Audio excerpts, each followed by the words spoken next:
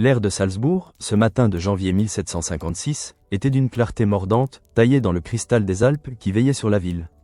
Au neuf de la Guétraille de Gasse, dans une maison modeste mais respectable, une vie nouvelle s'apprêtait à éclore.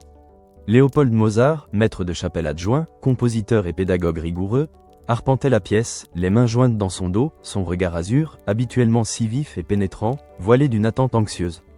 Les plaintes étouffées de sa femme, Anna Maria, parvenaient de la chambre voisine, tissant une toile sonore avec le crépitement du feu dans l'âtre et le tic-tac monocorde de l'horloge.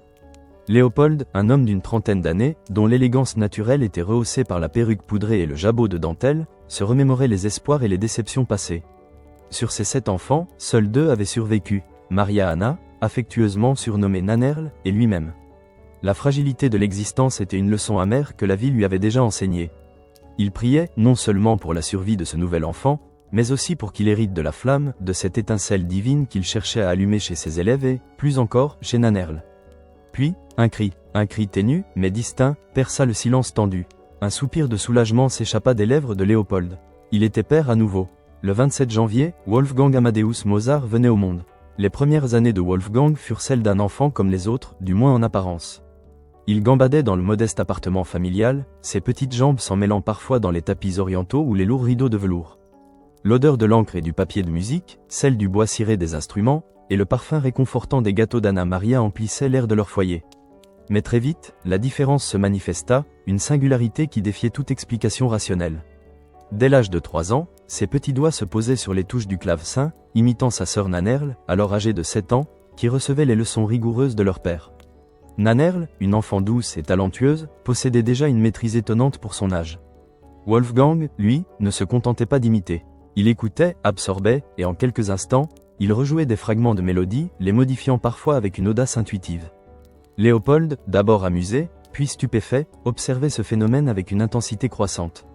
Un jour, Léopold posa devant Wolfgang un petit morceau de musique, une simple menuet. L'enfant, les yeux brillants d'une curiosité insatiable, le déchiffra avec une concentration étonnante. Ses sourcils se fronçaient, ses lèvres bougeaient silencieusement tandis qu'il traçait les notes sur le papier imaginaire de son esprit. Puis, sans hésitation, il s'assit au clavecin et joua la mélodie, non pas comme une simple exécution, mais avec une compréhension inhérente de sa structure et de son émotion. Ce n'était pas un enfant qui jouait, c'était une âme qui s'exprimait déjà à travers la musique. Léopold sentit une vague d'émotion l'envahir, un mélange de fierté immense et d'une prise de conscience écrasante. Il tenait entre ses mains non pas un simple enfant, mais un prodige, un don du ciel. Son propre rêve de gloire musicale, qu'il avait en partie mis de côté pour sa famille, semblait renaître, amplifié à l'infini dans ce petit être. Mais avec cette révélation vint aussi le poids d'une responsabilité colossale. Il devait nourrir ce génie, le protéger, le guider, et surtout, le révéler au monde. Les leçons devinrent plus formelles, bien que toujours ludiques pour Wolfgang. Léopold, pédagogue hors pair, avait une méthode qui mêlait la rigueur à l'encouragement, la théorie à la pratique. Il ne se contentait pas d'enseigner les notes, il enseignait la musique comme un langage, une conversation avec l'âme. Wolfgang apprenait le clavecin, puis le violon, ses petites mains s'adaptant avec une agilité déconcertante aux cordes et aux archets.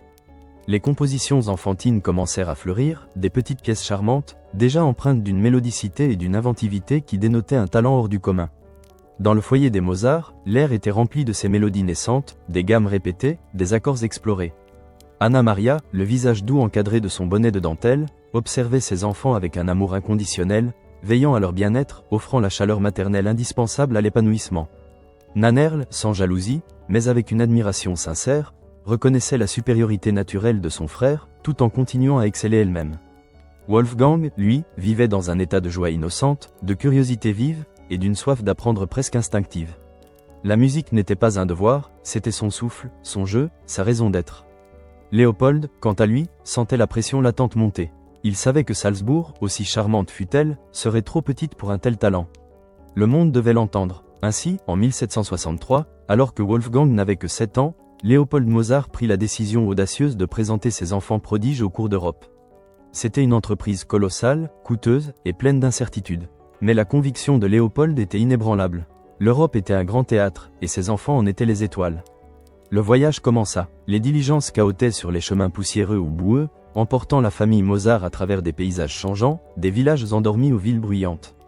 L'odeur du foin et du cuir se mêlait à celle de la fumée des cheminées et des repas frugalement pris dans les auberges.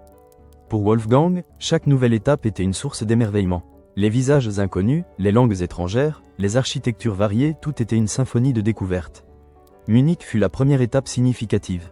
Puis Vienne, la capitale impériale. Les salons grandioses des cours royales et impériales s'ouvrirent à eux. Les miroirs dorés reflétaient les chandelles scintillantes, les soies chatoyaient, les perruques poudrées formaient une mer blanche et imposante. Wolfgang, petit bonhomme en habit de velours, les joues roses d'excitation, se tenait devant des monarques, des empereurs et des impératrices, des archiducs et des archiduchesses. Son violon, si léger dans ses mains, ou le clavecin, si majestueux, devenaient des extensions de son âme. À Schönbrunn, il joua devant l'impératrice Marie-Thérèse, son visage sévère adouci par l'étonnement. On raconta qu'il sauta sur les genoux de l'impératrice, ou qu'il embrassa l'archiduchesse Marie-Antoinette. Ces anecdotes, vraies ou embellies, témoignaient de son charme enfantin et de sa spontanéité. Mais derrière le spectacle, le travail était incessant. Des heures de répétition, des compositions à la demande, des improvisations éblouissantes qui laissaient les auditeurs bouche bée.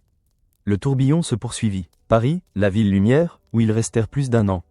Les salons de la haute société française s'ouvrirent à eux.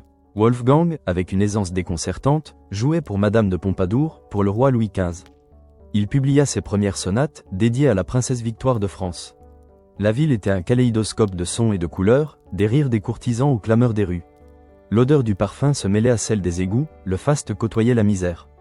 Puis Londres, sous le règne du roi George III. Ici, le jeune Mozart rencontra Johann Christian Bach, le fils de Jean-Sébastien, qui devint pour lui une figure paternelle et une source d'inspiration.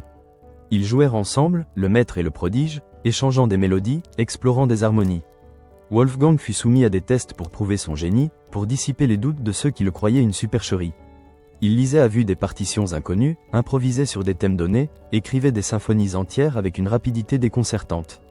Les voyages étaient épuisants, les jours passés en diligence, les nuits souvent écourtées dans des lits d'auberge inconfortables, la nourriture parfois douteuse. Anna Maria veillait sur ses enfants avec une sollicitude constante, s'assurant de leur santé fragile. Wolfgang, malgré sa fascination pour les nouvelles expériences, ressentait une fatigue physique grandissante. Son corps d'enfant n'était pas fait pour un tel rythme. Il s'adaptait rapidement aux attentes, passant de l'innocence du jeu à la concentration du concertiste, mais les exigences croissantes pesaient. Léopold, lui, était une force de la nature. Sa persévérance était inébranlable, sa foi en le génie de ses enfants absolus. Il gérait les finances, souvent précaires, négociait les cachets, écrivait des lettres à n'en plus finir pour promouvoir leur talent. Chaque succès était une victoire, chaque échec une source d'anxiété financière constante. Sa fierté était immense, mais parfois, une forme d'exploitation bienveillante transparaissait. Il était le manager, l'impresario, le père et le professeur, tout à la fois. Le fardeau était lourd, mais la récompense, l'éclat de ses enfants sur scène, valait toutes les peines. Après 3 ans et demi de voyages incessants, la famille Mozart revint à Salzbourg en 1766. La ville, avec ses rues étroites et ses bâtiments baroques, semblait soudainement trop petite, trop confinée après l'immensité de l'Europe. L'air, jadis rempli de mélodies naissantes, était maintenant lourd d'une atmosphère de frustration créative. Wolfgang avait grandi, non seulement en taille, mais en maturité artistique. Il était passé de l'enfant prodige à l'adolescent talentueux, prêt à explorer des formes musicales plus complexes. À Salzbourg, l'autorité ecclésiastique régnait en maître. L'archevêque Hieronymus Colloredo, un homme austère et conservateur, percevait le jeune Mozart non pas comme un génie en devenir, mais comme un simple serviteur de la cour, un musicien parmi d'autres. Les voyages avaient conféré à Wolfgang une aura d'indépendance et une vision du monde bien au-delà des murs de Salzbourg, ce qui déplaisait à l'archevêque. Les premières compositions d'opéra et de symphonie de Wolfgang prenaient forme dans ce climat de tension. Il écrivait avec une facilité déconcertante, mais les opportunités de créer et de se produire étaient limitées.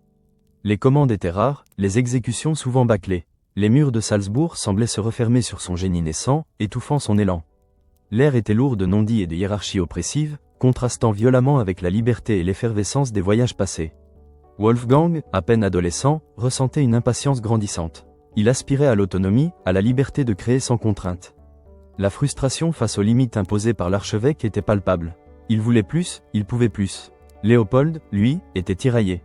Il se préoccupait de l'avenir de son fils, reconnaissant son talent inégalé.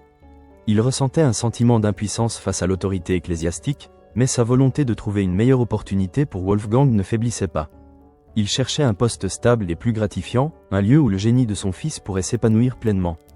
Entre 1768 et 1771, la famille entreprit de nouveaux voyages, cette fois principalement en Italie. Milan, Bologne, Rome, Naples. L'Italie, berceau de l'opéra, offrait de nouvelles perspectives. Wolfgang y composa plusieurs opéras italiens, dont Mithridate, Re di Ponto, qui connut un certain succès. Il fut acclamé, reçu par le pape Clément XIV, et même fait chevalier de l'Éperon d'or. Ces voyages furent une école inestimable pour le jeune compositeur, lui permettant d'absorber les styles et les traditions musicales italiennes. Mais le destin, parfois, est cruel. En 1777, Léopold, toujours à la recherche d'un poste pour son fils, envoya Wolfgang et Anna Maria à Paris. La ville, qui avait jadis brillé de mille feux, se montra cette fois-ci indifférente. Les portes ne s'ouvrirent pas avec la même facilité. Les commandes se firent rares. La fatigue des voyages, le stress, et peut-être une maladie contractée en chemin, eurent raison d'Anna Maria. Le 3 juillet 1760 décembre, elle s'éteignit à Paris, loin de son foyer et de son mari.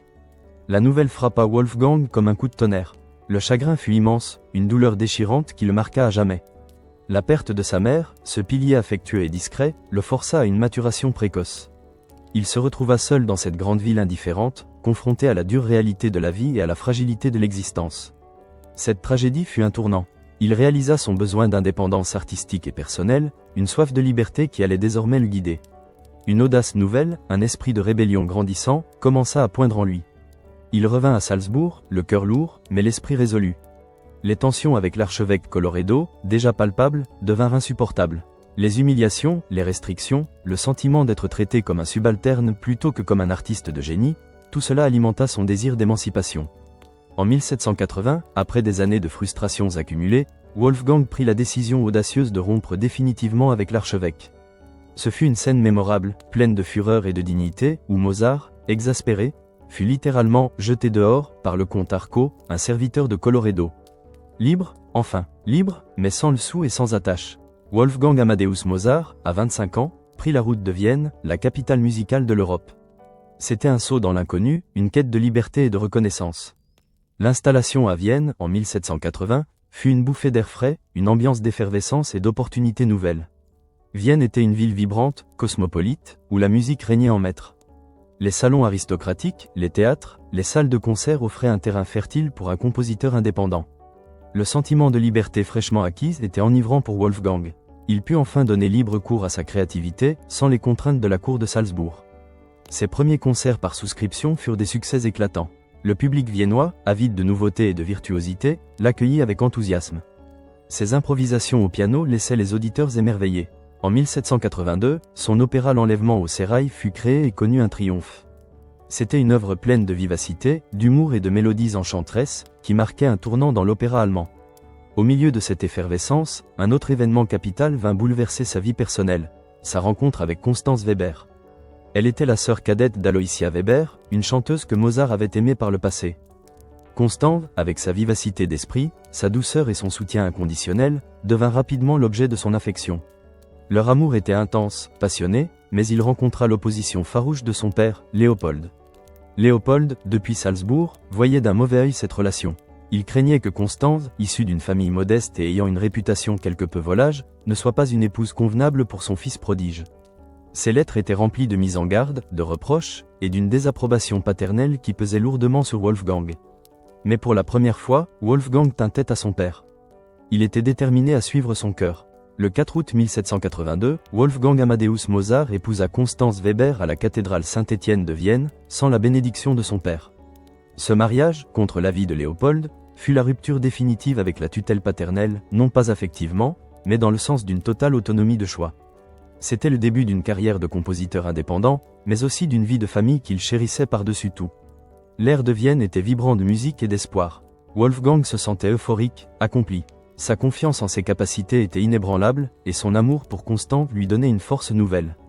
Il était déterminé à prouver sa valeur, non seulement au public, mais aussi à son père, sans la moindre tutelle. Les défis financiers étaient là, constants, mais l'élan créatif et la joie de vivre étaient plus forts. Il était Mozart, libre, aimé, et au sommet de son art, prêt à conquérir le monde avec sa musique. La symphonie de sa vie prenait un nouveau mouvement, plus audacieux, plus personnel. Les années qui suivirent son mariage avec Constance, entre 1784 et 1785, furent pour Wolfgang Amadeus Mozart une période d'éclatante apogée, un zénith incandescent dans le ciel musical de Vienne. La ville, avec ses palais baroques et ses ruelles animées, résonnait de son nom. Les concerts par souscription qu'il organisait attiraient un public nombreux, avide de sa virtuosité au clavier et de la nouveauté pétillante de ses compositions. Les salons aristocratiques, habituellement si sélectifs, s'ouvraient à lui avec une révérence nouvelle, ses sonates et ses concertos pour piano devenant le sujet de toutes les conversations. L'air, dans ces lieux de sociabilité élégante, vibrait d'une effervescence intellectuelle, parfumé des bougies de cire d'abeille et des essences florales des dames. Wolfgang, toujours vif et rieur, se délectait de cette reconnaissance.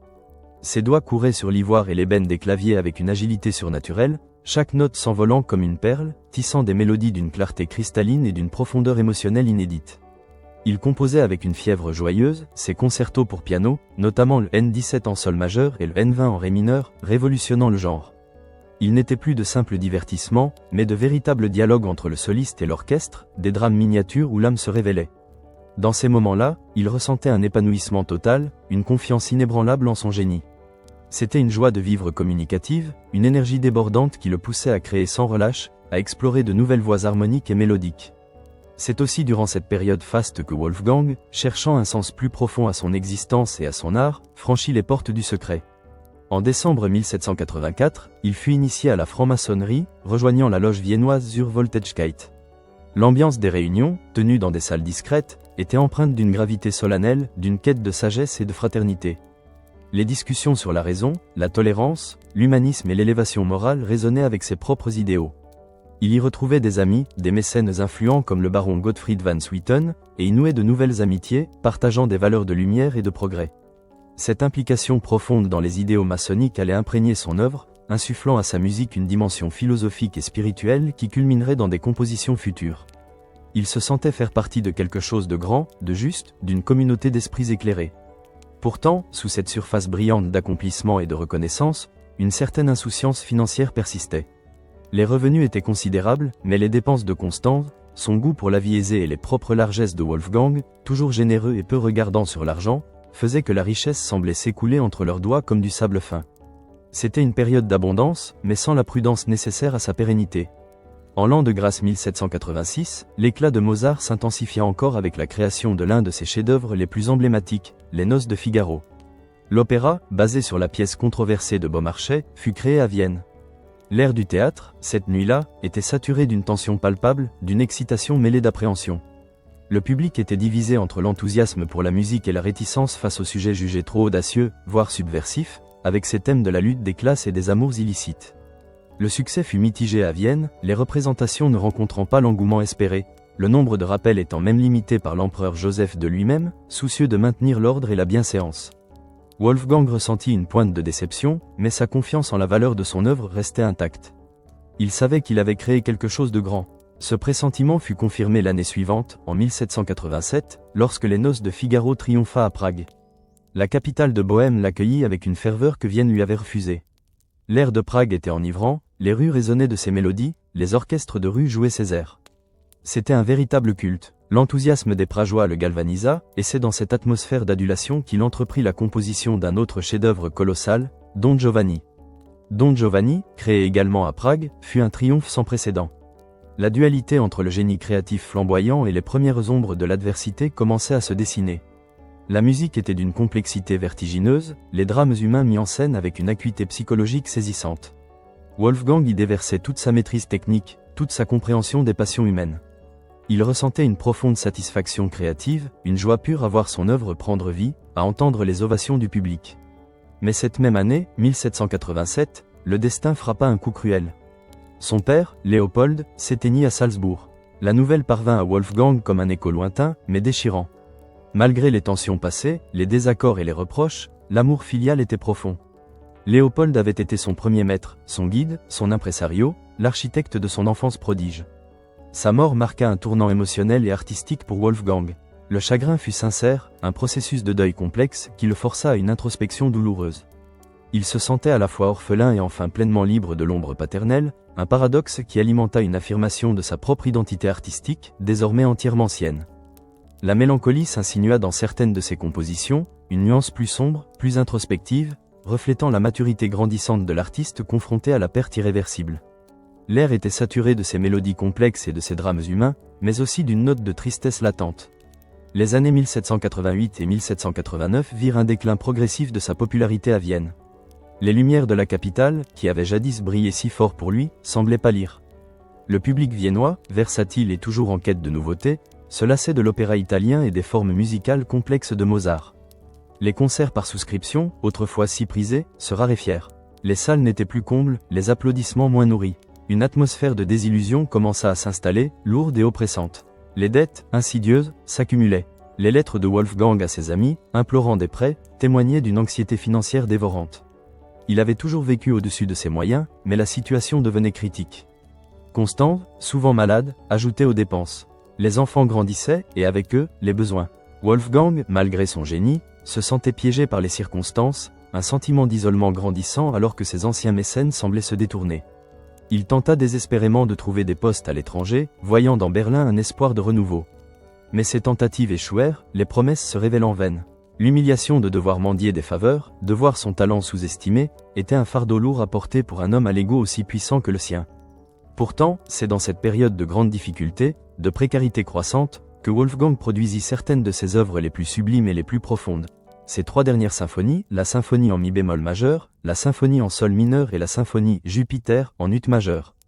Composées en quelques semaines seulement, au cours de l'été 1788, elles étaient le reflet de son génie indomptable, une forme de résilience artistique face à l'adversité. L'air de sa petite maison de Vienne, modeste et souvent bruyante, était rempli de ces mélodies grandioses, contrastant violemment avec la dure réalité de sa vie quotidienne. C'était une volonté farouche de continuer à créer, de laisser une empreinte indélébile, quelles que fussent les épreuves. La musique était son refuge, son exutoire, sa seule véritable consolation. L'année 1790 fut marquée par un événement politique majeur qui allait encore assombrir l'horizon de Mozart, la mort de l'empereur Joseph II. Joseph II avait été son protecteur, un monarque éclairé qui, malgré ses réserves sur Figaro, avait apprécié le talent de Mozart et lui avait offert quelques commandes impériales.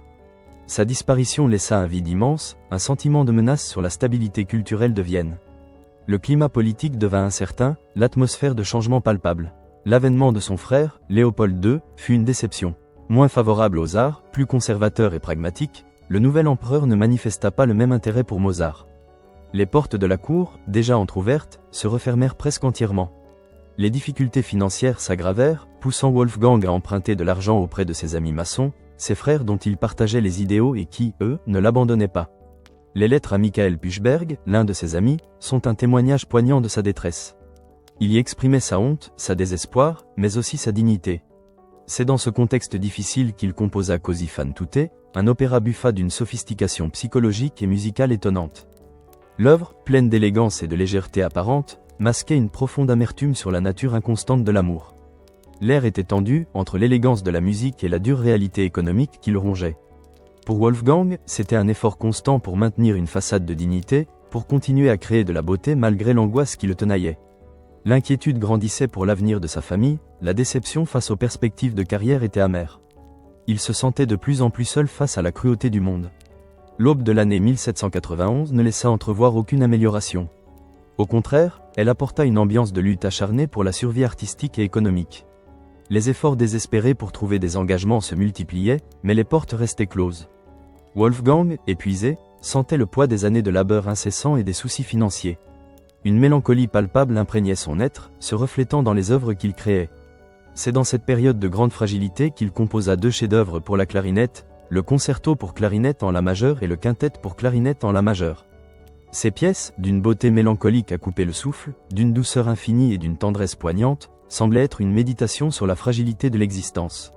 La clarinette, avec sa sonorité chaude et veloutée, devenait la voix de son âme, exprimant les angoisses personnelles de Mozart, ses regrets, mais aussi une forme d'acceptation sereine. Chaque note était un soupir, chaque phrase une caresse.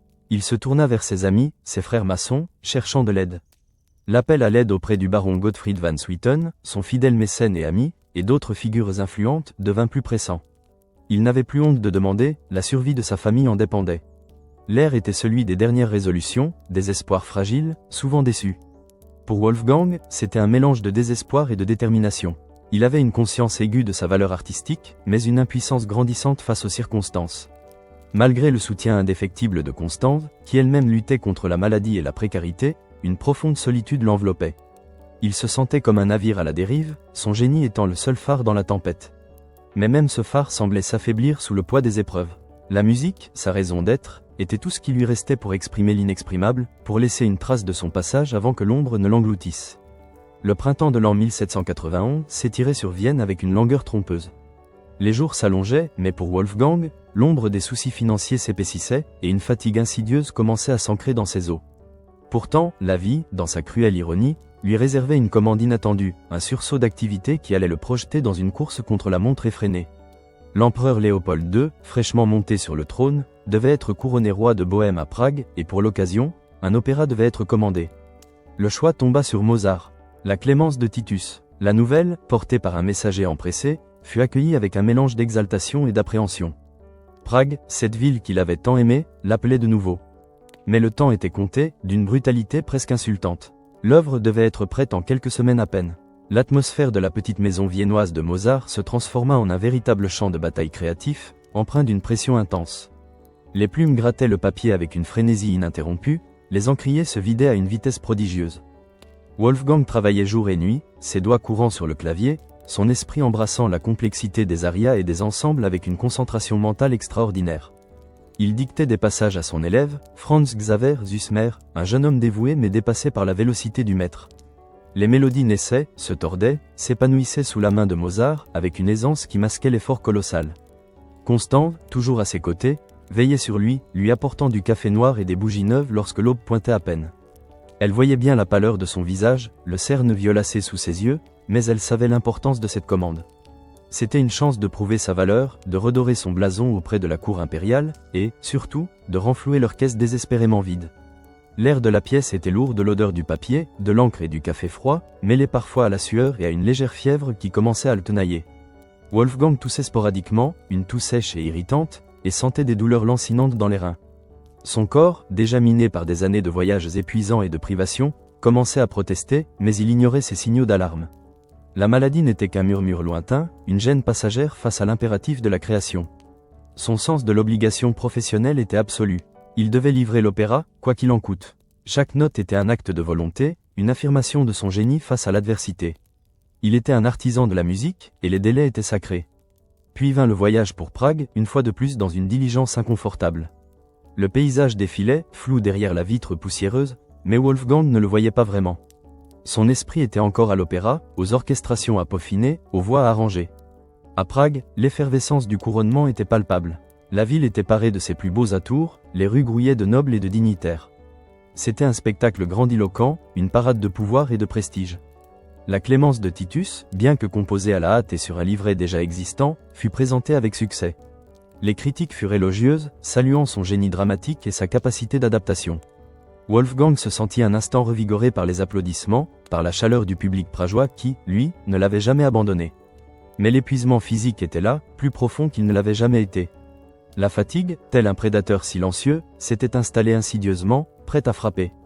Ce fut au cœur de cet été 1791, alors que les dernières notes de la Clémence de Titus résonnaient encore dans les palais de Prague, que l'ombre d'une nouvelle commande, plus sombre et plus mystérieuse, vint frapper à la porte de Wolfgang. Un soir, après une journée harassante, un étrange messager se présenta à sa demeure viennoise. L'homme était vêtu de gris de la tête aux pieds, un masque dissimulant son visage, et un silence quasi monacal l'enveloppait. Son apparence, digne d'un personnage d'opéra funèbre, frappa Wolfgang d'une étrange fascination. Il portait une lettre, scellée d'un cachet inconnu, et un sac lourd de ducats d'or. Le messager expliqua, d'une voix neutre et sans inflexion, qu'il agissait pour le compte d'un commanditaire anonyme, un aristocrate désireux de faire composer une messe des morts en l'honneur de son épouse défunte. Le requiem, la discrétion était de mise, l'anonymat absolu. Le prix offert était généreux, trop généreux peut-être, et la seule condition était que Mozart ne cherche jamais à découvrir l'identité du commanditaire. Wolfgang écouta, le cœur battant à tout rompre. L'air de la pièce semblait se charger d'une tension électrique, d'une ambiance de mystère et d'étrangeté. Les bougies vacillaient, projetant des ombres dansantes sur les murs, et le visage masqué du messager semblait se fondre dans l'obscurité. Une anxiété grandissante s'empara de lui, mêlée à une fascination morbide. Qui était cet homme, et pourquoi tant de secrets ? La silhouette grise, silencieuse, lui évoqua irrésistiblement un émissaire de l'au-delà, un envoyé de la mort elle-même. La prémonition fut instantanée, fulgurante, ce requiem serait pour lui-même. Il composait sa propre messe des morts. Cette conviction, aussi effrayante fut-elle, ne le quitta plus. Elle s'ancra en lui, nourrissant une énergie créatrice intense, mais aussi une profonde mélancolie et une anxiété existentielle. Chaque note qu'il imaginait pour le requiem prenait une résonance personnelle, chaque accord une gravité nouvelle. Il voyait déjà les visages de Constance et de ses enfants, leurs larmes, et la musique devenait une forme de testament, un dernier adieu. Le commanditaire masqué, qui était en réalité le comte Franz von Walsegg-Zoustepar, ajoutait une dimension de secret et d'urgence à ce projet colossal. Wolfgang se sentait pris dans un engrenage fatal, mais il ne pouvait s'en défaire. La musique l'appelait, et il devait répondre, même si cet appel le menait vers l'abîme. Pourtant, au milieu de cette obscurité grandissante, une lumière inattendue vint illuminer l'automne de 1791. Emmanuel Schikaneder, le librettiste et directeur de théâtre, un ami et frère maçon, lui proposa de composer un opéra pour son théâtre populaire, le Theater auf der Wieden. Ce serait une œuvre mêlant l'idéal maçonnique de la raison et de la fraternité aux contes de fées populaires, avec ses créatures fantastiques et ses péripéties rocambolesques. La flûte enchantée, Wolfgang accepta avec enthousiasme. C'était une bouffée d'air frais, une opportunité de s'évader de la gravité du requiem. La collaboration avec Schikaneder fut joyeuse, pleine de rires et de discussions passionnées. Il travaillait dans une petite loge du théâtre, l'odeur de la poudre et des costumes de scène flottant dans l'air. Wolfgang se sentait revivre, retrouvant le plaisir simple de la création, la spontanéité et la légèreté. Il composait avec une facilité déconcertante, les mélodies populaires se mêlant aux arias sublimes, les chœurs majestueux au dialogue parlé.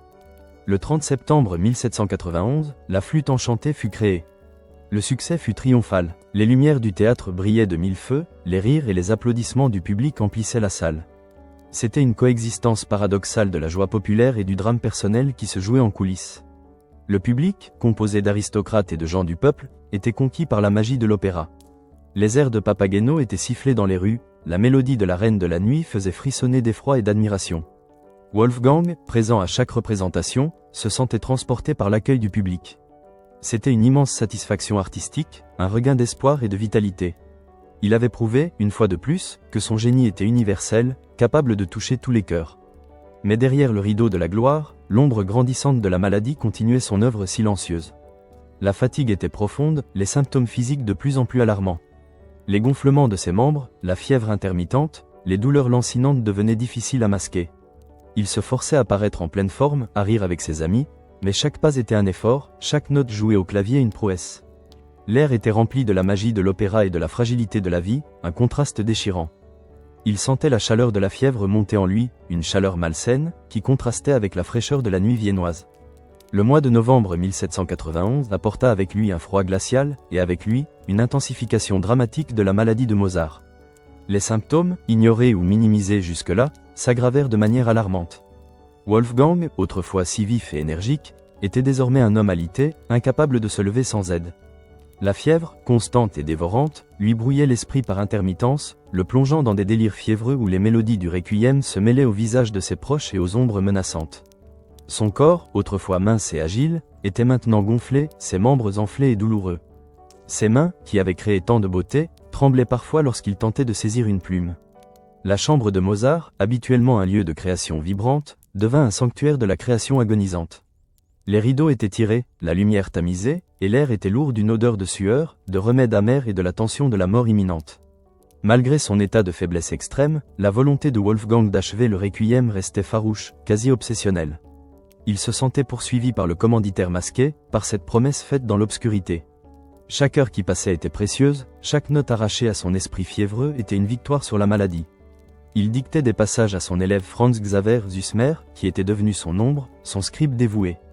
Süssmer s'asseyait près du lit, son carnet et sa plume à la main, écoutant attentivement les mots haletants de son maître, tentant de déchiffrer les harmonies et les orchestrations que Mozart lui murmurait.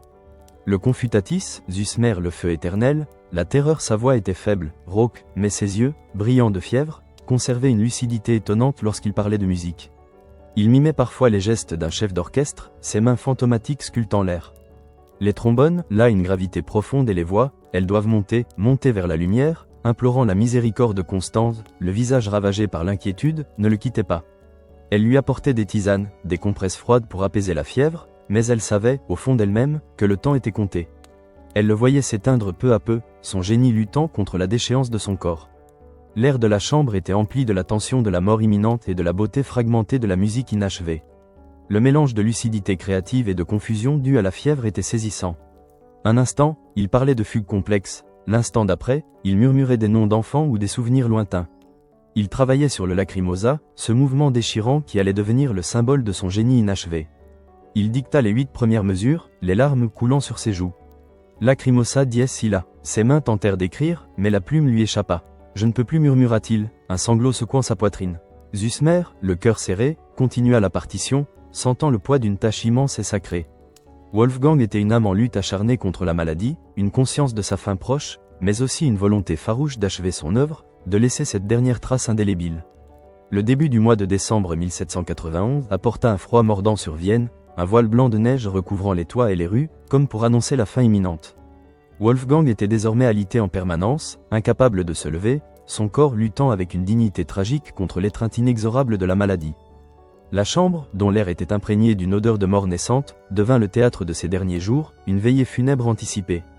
Malgré l'aggravation de son état, son esprit, par moments, retrouvait des éclairs de sa brillance habituelle. Il continuait de dicter le requiem à Franz Xaver Züsmer, la feuille de musique posée sur une petite table près de son lit. Sa voix était à peine un murmure, mais chaque mot, chaque indication était d'une précision chirurgicale. Les notes s'échappaient de ses lèvres pâles comme des âmes libérées, se posant sur le papier sous la main tremblante de son élève. Un après-midi, alors que le crépuscule s'installait, jetant de longues ombres bleutées dans la pièce, quelques-uns de ses amis les plus proches vinrent lui rendre visite. Le baron Gottfried van Swieten, son fidèle mécène, l'humble Schikaneder, et quelques autres frères maçons. L'ambiance était empreinte d'une tristesse poignante et d'une dignité tragique. Le silence de la chambre était pesant, rompu seulement par les souffles haletants de Wolfgang et le crépitement du feu dans l'âtre. Avec une force inattendue, Wolfgang leur demanda de chanter des extraits du Requiem, les passages qu'il avait déjà achevés ou qu'il venait de dicter. Les voix s'élevèrent, douces et mélancoliques, remplissant l'espace confiné de la chambre. Le tuba mirum, le rex tremendæ, le confutatis. Wolfgang, allongé, les yeux mi-clos, écoutait sa propre musique, cette œuvre qu'il sentait être son adieu au monde. Une larme solitaire roula sur sa joue amaigrie. C'était un mélange d'acceptation douloureuse de sa destinée, d'anxiété pour l'avenir de Constance et de ses enfants, mais aussi une ultime tentative de laisser une trace indélébile, une dernière offrande à l'humanité. Il essayait de chanter avec eux, sa voix brisée par la maladie, mais son cœur était là, vibrant avec chaque note. Il corrigeait une intonation, un rythme, même dans son état. Son génie refusait de s'éteindre tout à fait. Ces moments furent ses derniers instants de conscience créative, un adieu musical à la vie. Je sens la fin, murmura-t-il à Constance, qui tenait sa main chaude et moite. Je ne pourrai pas l'achever. Constance, le cœur déchiré, tenta de le rassurer. Ne dis pas ça, Wolfgang. Tu es fort, tu vas te rétablir. Mais il secoua faiblement la tête. Non, c'est mon requiem pour moi. Les jours suivants furent une lente descente vers l'abîme. Les conversations se firent plus rares, les éclairs de lucidité plus espacés. L'épuisement total s'empara de lui, le plongeant dans un sommeil fiévreux, entrecoupé de cauchemars et de râles. Le silence revint dans la chambre, plus lourd, plus définitif. Seul le tic-tac monocorde de l'horloge et le souffle irrégulier de Wolfgang brisaient le calme. Constance restait à son chevet, ses yeux rouges de larmes et de fatigue, priant pour un miracle qui ne viendrait pas. Elle caressait ses cheveux moites, murmurant des mots d'amour, de gratitude. Elle se souvenait de leurs rires, de leurs moments de bonheur, de la musique qui avait empli leur vie. Maintenant, il n'y avait plus que le silence et l'attente. Wolfgang Amadeus Mozart, le prodige, le génie, le compositeur sans égal, était sur le point de quitter ce monde, laissant derrière lui une symphonie inachevée, un requiem qui serait à jamais le reflet de sa propre fin, et un mystère qui allait planer sur sa mort pour les siècles à venir. L'air était froid, l'hiver frappait à la fenêtre, et la lumière vacillait, prête à s'éteindre. Le 5 décembre de l'année 1791, les dernières lueurs de l'aube se frayaient un chemin hésitant à travers les lourds rideaux de velours de la chambre de Wolfgang Amadeus Mozart. Vienne était encore endormie sous une fine couche de neige fraîche, silencieuse, comme si la ville elle-même retenait son souffle. Dans l'appartement de la Hohensteingasse, la bougie consumée sur la table de chevet projetait des ombres dansantes et tremblantes sur les visages figés de Constance et de quelques amis fidèles. Le dernier râle de Wolfgang avait résonné quelques instants plus tôt, un son déchirant qui avait brisé le silence tendu de la nuit. Puis, plus rien, le souffle s'était arrêté, la vie s'était retirée, laissant derrière elle un silence plus profond, plus définitif que tout ce qu'ils avaient jamais connu. Constance, le corps secoué de sanglots silencieux, tenait encore la main de son époux, une main froide et inerte, si différente de celle qui avait fait naître tant de merveilles. Son visage, pâle et cerné, reflétait des jours et des nuits sans sommeil, une lutte acharnée contre l'inéluctable. La douleur était une vague dévastatrice qui la submergeait, un sentiment d'abandon brutal et cruel. Elle avait perdu son amour, son compagnon, le père de ses enfants, mais aussi l'âme la plus brillante qu'elle eût jamais connue. Le chagrin était dévastateur, arrachant des profondeurs de son être des cris muets. Franz Xaver Süssmer, l'élève dévoué, se tenait à l'écart, les yeux rivés sur le maître disparu. Une incompréhension mêlée de consternation le traversait. Comment un génie d'une telle force, un esprit si incandescent, pouvait-il s'éteindre si rapidement, si jeune? Il avait vu Mozart s'affaiblir jour après jour, mais la réalité de sa mort le frappait de plein fouet. Le baron Gottfried van Swieten, digne et grave, se recueillait, son visage habituellement si impassible marqué par une profonde tristesse. Le froid de l'hiver viennois, qui s'infiltrait par les interstices des fenêtres, semblait refléter la solitude de cette fin, l'indifférence du monde extérieur face à une perte incommensurable. Les premières heures du deuil furent chaotiques. Constance, bien que brisée, devait faire face aux dures réalités. Les dettes s'accumulaient, le peu d'argent laissé par le requiem ne suffirait pas à couvrir les funérailles et à assurer l'avenir de ses deux jeunes fils, Karl Thomas et Franz Xaver. Les médecins, dont le docteur Closset, qui avait suivi Mozart dans ses derniers jours, ne parvinrent à aucune conclusion définitive sur la cause exacte de sa mort. On parla de fièvre miliaire aiguë, de rhumatisme inflammatoire, mais ces termes vagues ne satisfaisaient personne.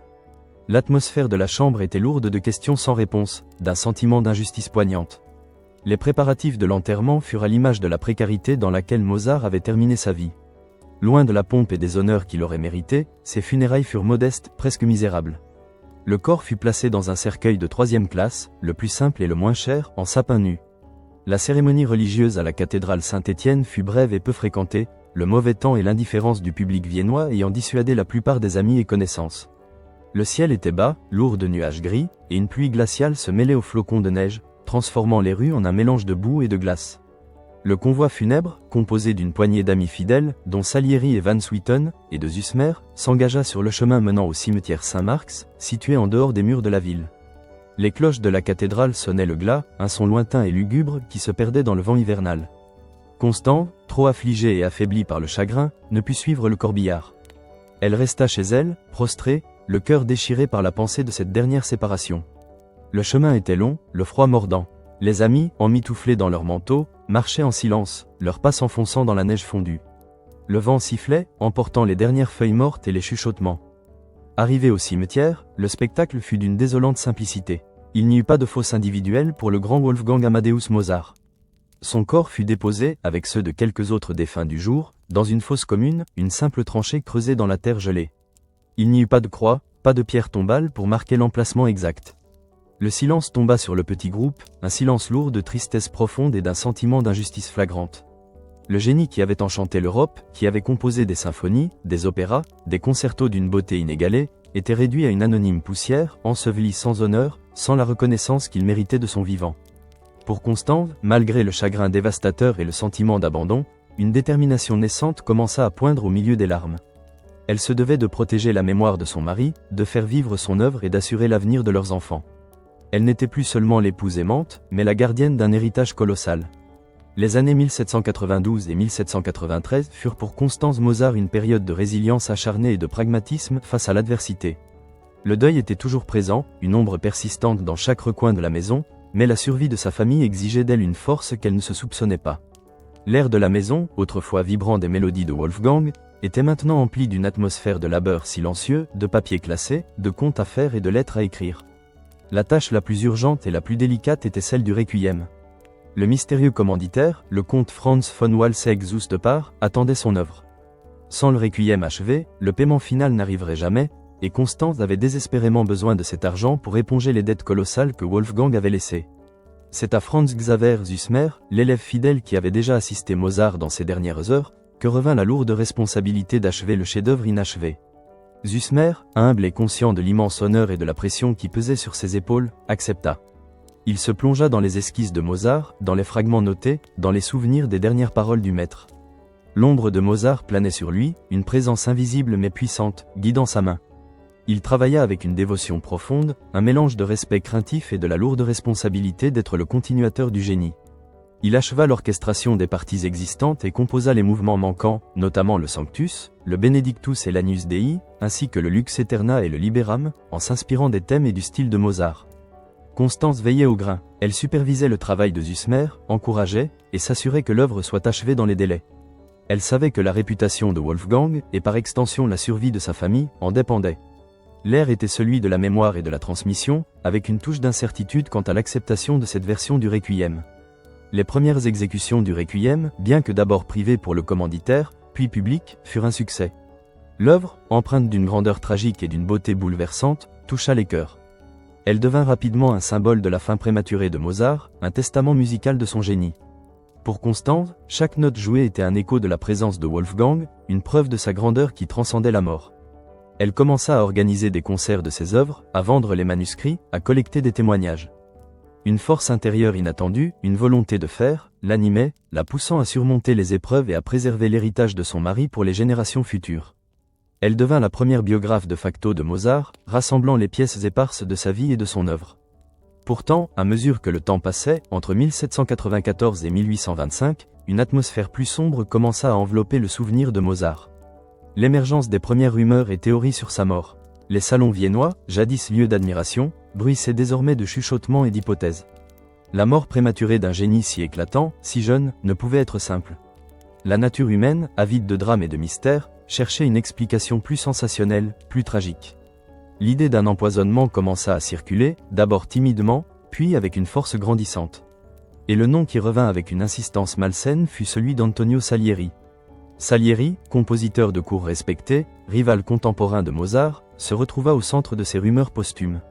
Les jalousies de l'époque, les incompréhensions, les rivalités artistiques furent autant de terreaux fertiles pour cette légende noire. L'air était chargé de rumeurs, transformant la mort naturelle en une conspiration sinistre. On racontait que Salieri, rongé par l'envie du génie supérieur de Mozart, l'aurait empoisonné lentement, à l'arsenic, ou par d'autres moyens insidieux. Le fait que Salieri ait assisté aux funérailles de Mozart, et qu'il ait même aidé Constanze après la mort de son mari, fut ignoré ou perverti. Les murmures se transformèrent en accusations, les doutes en certitudes pour certains esprits crédules. Pour le public, c'était une fascination morbide. La mort d'un génie par la main d'un rival moins talentueux était un récit captivant, digne d'un opéra lui-même. C'était une quête de sens derrière une mort trop prématurée, une tentative de donner une explication dramatique à ce qui semblait inexplicable. Pour Antonio Salieri, ce fut un calvaire. Il était un homme d'honneur, un compositeur estimé, même s'il ne possédait pas l'éclat fulgurant de Mozart. Il fut confronté à des accusations infondées, à une suspicion rampante qui entacha sa réputation pour des décennies, voire des siècles. Il tenta de se défendre, de clamer son innocence, mais les rumeurs, une fois lancées, étaient impossibles à arrêter. Il ressentait une frustration et une incompréhension profonde face à cette injustice, un sentiment d'être trahi par l'histoire. Il vieillit dans l'ombre de cette accusation, son nom lié à jamais à celui de Mozart, non pas pour sa propre musique, mais pour un crime qu'il n'avait pas commis. Cette légende, amplifiée plus tard par la littérature et le théâtre, allait devenir l'un des mythes les plus tenaces de l'histoire de la musique. À partir de 1826 et jusqu'à nos jours, le mystère entourant la mort de Mozart n'a cessé de fasciner et de susciter des enquêtes approfondies. L'atmosphère de spéculation et de légende a progressivement cédé la place à une recherche scientifique et à une déconstruction des mythes. Les archives et les témoignages de l'époque ont été passés au crible par des historiens, des musicologues et des médecins, cherchant à démêler le vrai du faux, la réalité clinique de la fiction romanesque. Les symptômes décrits par Constanze, Zusmer et le docteur Closset ont été analysés à la lumière des connaissances médicales modernes. Les gonflements, la fièvre, les douleurs articulaires, les vomissements ont conduit à diverses théories. La fièvre rhumatismale, une maladie inflammatoire souvent contractée dans l'enfance et pouvant entraîner des complications cardiaques ou rénales à l'âge adulte, est l'une des hypothèses les plus solides. Mozart avait souffert de plusieurs épisodes de fièvre et de douleurs articulaires tout au long de sa vie, ce qui pourrait correspondre à cette maladie. Une autre théorie avancée est celle de l'insuffisance rénale chronique, dont les symptômes œdème, faiblesse, urémie correspondent bien aux descriptions. Certains ont évoqué la trichinose, une maladie parasitaire contractée par l'ingestion de viande de porc mal cuite, souvent consommée en Autriche à l'époque. Cette maladie peut provoquer des œdèmes faciaux, des douleurs musculaires et de la fièvre. D'autres hypothèses, plus exotiques, ont inclus l'empoisonnement au mercure, ou même une simple grippe compliquée par une faiblesse générale. L'ère de ces enquêtes modernes est celui de la rationalité face à la légende, cherchant la vérité dans les faits, dans les rares documents médicaux et les témoignages indirects. Pour les historiens et les médecins, c'est une curiosité intellectuelle persistante, une volonté de comprendre et de démystifier une mort emblématique. Cependant, la difficulté à établir une cause unique et définitive demeure. L'absence d'autopsie détaillée, les diagnostics imprécis de l'époque, et la superposition des symptômes rendent tout verdict catégorique impossible. Les diagnostics rétrospectifs sont complexes et le dossier médical de Mozart, à l'instar de tant de figures historiques, reste incomplet. Le secret de sa mort, en fin de compte, demeure un secret, une énigme qui continue d'alimenter les débats et la fascination.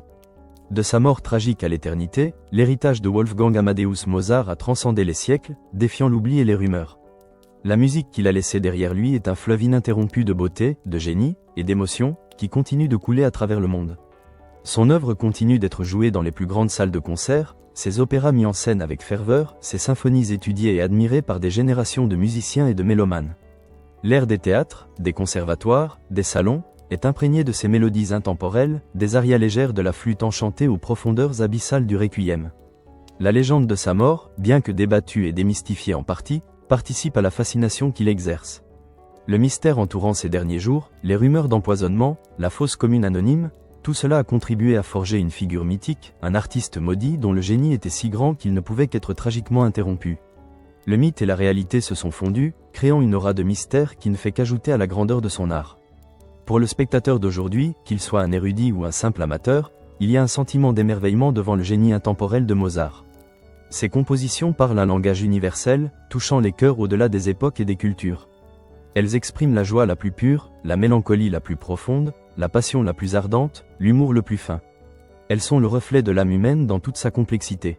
La compréhension nuancée de sa vie et de sa mort, fruit des recherches et des analyses, nous permet de voir l'homme derrière le mythe. Un enfant prodige d'une intelligence fulgurante, un homme passionné et parfois imprudent, un époux aimant, un ami fidèle, mais aussi un artiste tourmenté par les soucis financiers et l'indifférence de son époque. La reconnaissance de l'impact durable de Mozart sur la culture humaine est universelle. Il a non seulement marqué son temps, mais il a défini une part essentielle de la musique classique. Son influence est palpable dans les œuvres de compositeurs qui l'ont suivi, et sa musique demeure une source d'inspiration inépuisable. Au-delà des mystères de sa fin, ce qui perdure, c'est la splendeur de son art, une lumière qui continue d'éclairer le monde, un testament éternel d'un génie inégalé. La symphonie de sa vie, bien que brutalement interrompue, résonne encore avec une force et une beauté qui ne s'estomperont jamais, un secret de l'âme humaine révélé en notes et en harmonie.